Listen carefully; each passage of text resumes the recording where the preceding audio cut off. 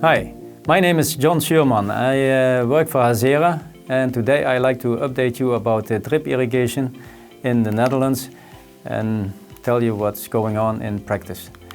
Of course, there's also a fundamental research that's done by the IKC in the southwest of the Netherlands.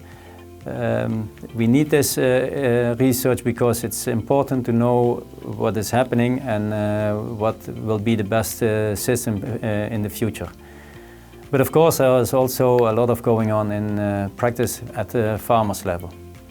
To compare the two systems, I start with the costs, and I think it's an important decision maker to know what the costs are and also to know to choose for this or for that. For that I made a rough calculation, so normally you irrigate 4 times in a season. The fixed costs for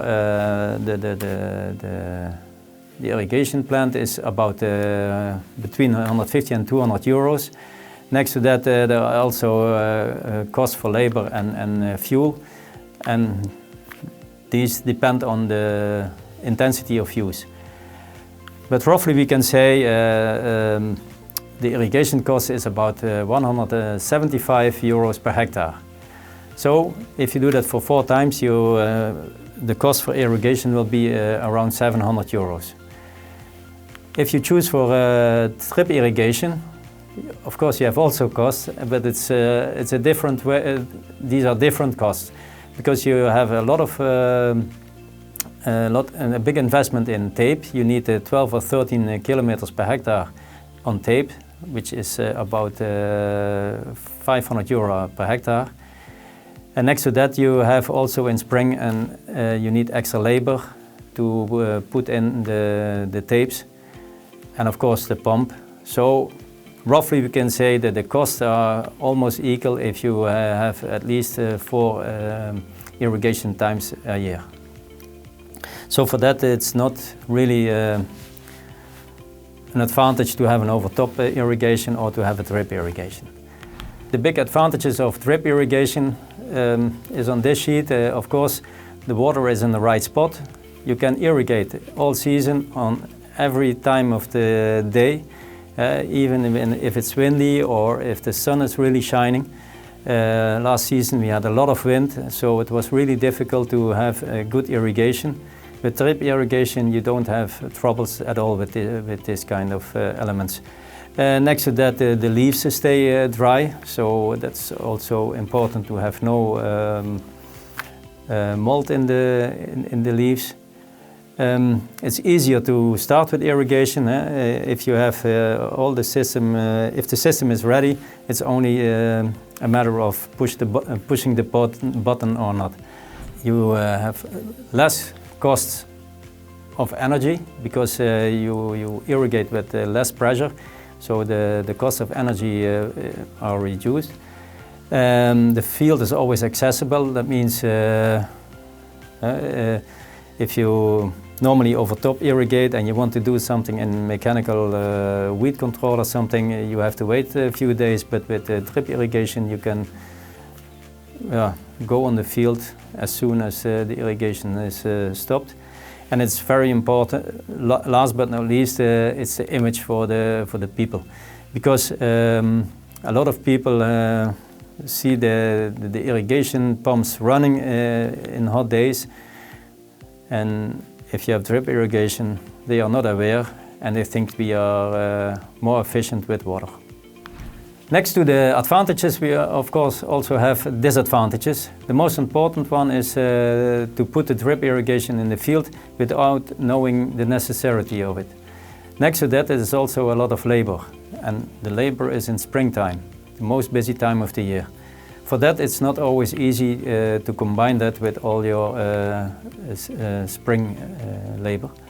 Drip irrigation is usually one-time use, so there's a lot of waste. And we have to look into that. Maybe there is some tape also for multiple use. The drip tape can get in the way, especially if you want to do some mechanical weed control. Next to that, the control on the drip irrigation stays necessary, so it's not a complete closed story if you put it in the soil. And sometimes you need over-top irrigation, especially in the springtime when we have very dry circumstances. Where do we put the drip irrigation? You can put it on top of the soil, like this example.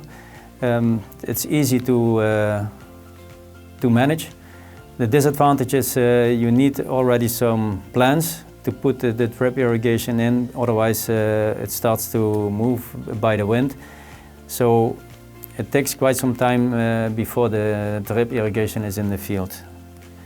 And in a year like this, like last year, it's sometimes too late because you need in an early stage also irrigation. Instead of having the T-tapes on top of the soil, it can also be put into the soil. This one is about 3 to 5 centimeters below the surface. It's very good protected against animals like rabbits and birds. And next to that it is also resistant against the wind. This is a very good position for the drip tape. The disadvantage is you have to take it out before harvest. Another way is to go deeper. Like this system, it's about 15 centimeters below surface, and that's a very good system. So you can harvest without moving the drip tape, and it's very well protected for animals and all other elements. So these are 3 different ways and three different possibilities to use the drip tape. I think in the future we can use this type of irrigation more. There are some things we have to do. There is more mechanization necessary, so we have to optimize that. Next to that, it's good to look for a tape for multiple use, which can be difficult because not every year we have the same size of the field, so the length of the tapes are different. But there must be a solution for that. You can also combining the drip irrigation with a weather station. That is very convenient, and then you only need to control and not to get into action for irrigation.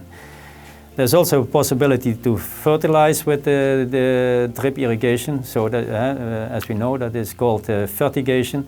It's a very common system in glass houses, but also in other areas in the world. Save a lot of labor. And at the end, it's very important we look also to our colleagues in southern countries who are using drip tapes for many years. So use that experience and see what we can learn from them. Next to that, it's maybe also interesting to help to have an instrument to advise you. In Dutch we say meten is weten, so to measure is to know. And this is a very easy instrument. For 50 euros you can put a tensiometer into the soil, and then you always know if the humidity of the soil is okay or not.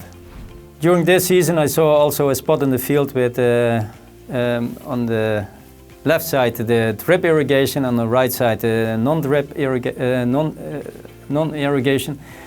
You see the difference in development of the crop, and at the end of the season it was even a bigger difference. So the picture tells her story. This was a short update about the drip irrigation. Please do not hesitate. If you have questions, contact me or my colleagues. We are there to help and support you with the onion crop. Thank you for watching, and see you next time. Bye.